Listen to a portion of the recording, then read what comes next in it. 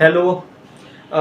हम देखने वाले हैं that is maximum velocity, equation for maximum velocity on circular level road या फिर पाथ। मतलब जब हम कार या व्हीकल, साइकिल या हमारा टू व्हीलर, बाइक या फिर कार, जब हम एक सर्कुलर पाथ पे घुमाते हैं, यानी कि जब टर्न लेते हैं, बेसिकली उसके लिए हम यहाँ पे हम देखेंगे पूरे सर्कल के लिए। तो अगर हम कोई कार या साइकिल या बाइक को सर्कुलर पाथ पे, ऐसे ये सर्कुलर पाथ हो गया, देखो सर्कुलर पाथ यानी कि ये वाला जो पाथ है that is the circular path. Okay, तो सर्कुलर पाथ पे अगर हम किसी कार को घुमाते हैं तब हमें कितनी speed, that is maximum speed कितनी हो सकती है, उसके लिए हमें इक्वेशन डिराइव करना है। The maximum speed that can be that possible, यानी कि हम v का इक्वेशन, वेलोसिटी v का इक्वेशन डिराइव करने वाले हैं। ओके, ये होता है इसमें। अभी देखो कार अगर यहाँ पे मूव कर रही है, if this is a car, मेरी कार थोड़ी गंदी होगी लेकिन चला लेना, this is a car. Okay, तो अगर वो पाथ पे रहती है, कोई भी नॉर्मल एक पाथ पे अगर ये गाड़ी रहेगी, ठीक है, ये कार है हमारी दो पहियों वाली। ओके, तो कोई भी कार या कोई भी ऑब्जेक्ट के लिए when it is moving in the direction like this, ये डायरेक्शन में अगर जा रही है, तो एज वी नो हमेशा एक बैक फोर्स लगता है जो उसको, उसकी वेलोसिटी जो है उसको रेजिस्ट करता है। And that force is what, कौन सा फोर्स रहता है? यस, आप जानते हो, फ्रिक्शन फोर्स। तो फ्रिक्शनल फोर्स, ओके, एक होता है फ्रिक्शनल फोर्स, दूसरा होता है ये कार का वेट जो नीचे की ओर लगता है, दैट इज वेट को हम बोलते हैं उसका mass into the gravity, that is mg।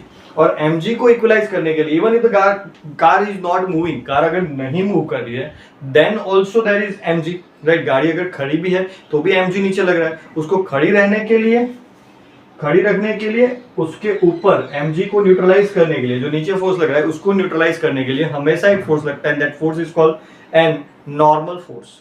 Okay, जो हर एक ऑब्जेक्ट में लगता है। अभी मैं खड़ा हूं तो मेरा वेट नीचे लग रहा है, मेरे ऊपर भी एक फोर्स लग रहा है। Any object on the earth अगर वो खड़ा है, ओके, तो उसको नीचे जो फोर्स लग रहा है, इफ इट इज स्टेडी, तो एन ऊपर एग्जैक्टली mg जितना लगता रहता है।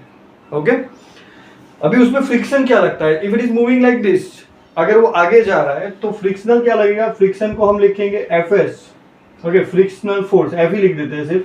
तो फ्रिक्शनल फोर्स क्या होगा? तो म्यू एस इंटू एन, ये याद रखना है हमें। एफ यानी कि फ्रिक्शनल फोर्स क्या होता है? म्यू एस इंटू एन, बीच में एन क्या है? जो उसका जो रिएक्टिव फोर्स रहता है, नॉर्मल फोर्स रहता है, वो एन, और उसके साथ mu S is the coefficient of friction.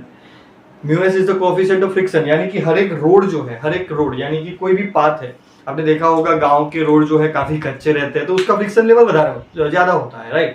वैसे ही हाईवे का फ्रिक्शन लेवल, मतलब रोड का एक फ्रिक्शन होता है। हर एक रोड की क्वालिटी अलग रहती है।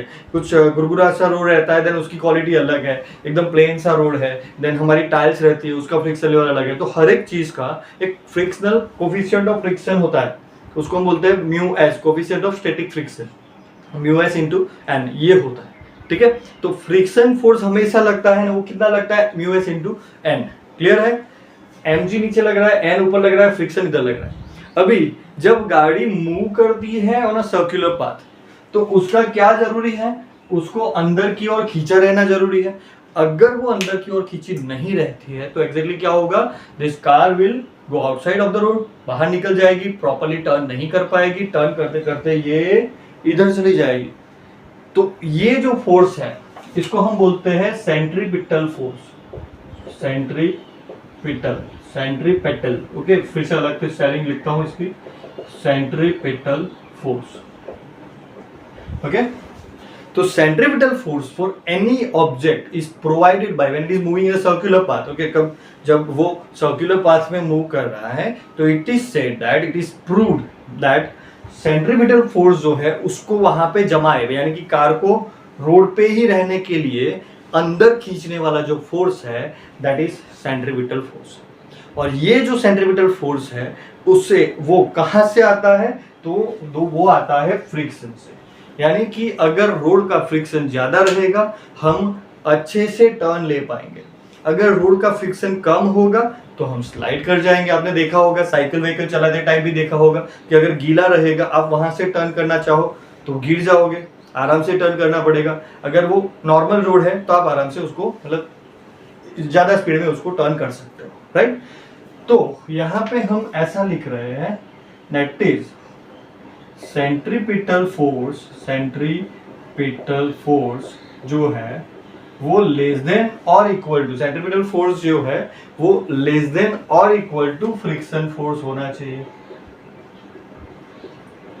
राइट, फोर्स ऑफ फ्रिक्शन होना चाहिए। सेंट्रीपिटल फोर्स होता है, उसका फॉर्मूला फिक्स ही है, that is mv²/r, where r is the radius of the path, r is the radius of the path. तो सेंट्रीपिटल फोर्स कभी भी आएगा, इसको याद रख लो आप, mv²/r लिखना है पूरे फिजिक्स में, कहीं पे भी, आज नहीं, कल नहीं, कभी भी पूरे फिजिक्स में और कहीं पे भी अगर सेंट्रीपिटल फोर्स की बात आ रही है देन इट इज mv²/r, और उसको हम इक्वल टू ही लिख देते हैं क्योंकि हमें v की डेरिवेशन v चाहिए हमें, that is v less than और इक्वल टू, चलो लेस देन और इक्वल टू से ही चलता है।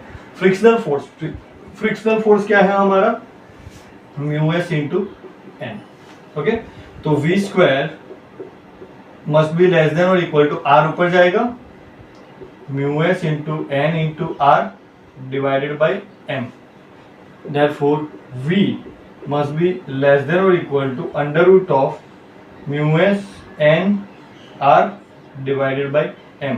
तो ये हो गया हमारा फाइनल फॉर्मूला।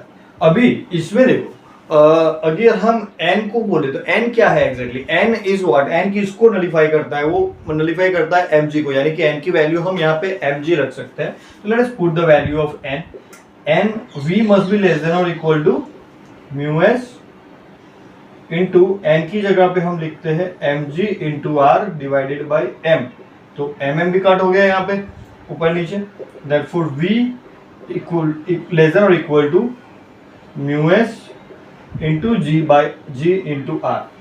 तो ये हुआ हमारा फाइनल, इससे भी ज्यादा प्रिसाइज फॉर्मूला, क्योंकि इसमें देखो mass of the object is considered, where इसमें mass is being removed, mass निकल जा रहा है, यानी कि कितना भी बड़ा, चाहे वो साइकिल हो, चाहे वो ट्रक हो, चाहे वो प्लेन तो चल मतलब उड़ता है, चाहे वो ट्रक हो, चाहे वो ट्रेन हो, एनीथिंग, अगर हमारे पास μs है, अगर हमारे पास g that is fix, μs is the fix thing for any surface के लिए μs क्या होता है, कोफिशिएंट ऑफ फ्रिक्शन, तो वो फिक्स चीज हो गई, तो μs फिक्स है, ग्रेविटेशन एज वी नो 9.8, तो खाली रेडियस रख के वी कैन फाइंड आउट कि कोई भी गाड़ी यहाँ पे आ जाए, कोई भी वेट की गाड़ी यहाँ पे आ जाए, किसी भी वजन की गाड़ी, मतलब कितना भी मास की गाड़ी यहाँ पे आ जाए, उसका रेडियस जो है that defines the velocity, okay. अगर रेडियस 30 है सपोज, तो यहाँ पे कैलकुलेशन के एक आंसर आ जाएगा, अगर रेडियस अगर 30 है टर्न की, तो उसके ऊपर कोई भी गाड़ी ले आओ आप, चाहे ट्रक ले आओ, चाहे साइकिल ले आओ, कोई भी मतलब मूवमेंट करने वाली चीज, तो उसके लिए फिक्स एक आंसर मिल जाएगा, और वही आंसर रहेगा, उतनी ही स्पीड में कोई भी जा सकता है, साइकिल लेके भी, कार लेके भी, ट्रक लेके भी, गॉट इट। तो ये हमारा फाइनल फॉर्मूला है, इसको हम अभी हटा देते हैं क्योंकि हमें और करके फाइनली यही डिराइव करना था। समझ में आया? ओके, तो this is the answer. Bye bye, मिलते हैं।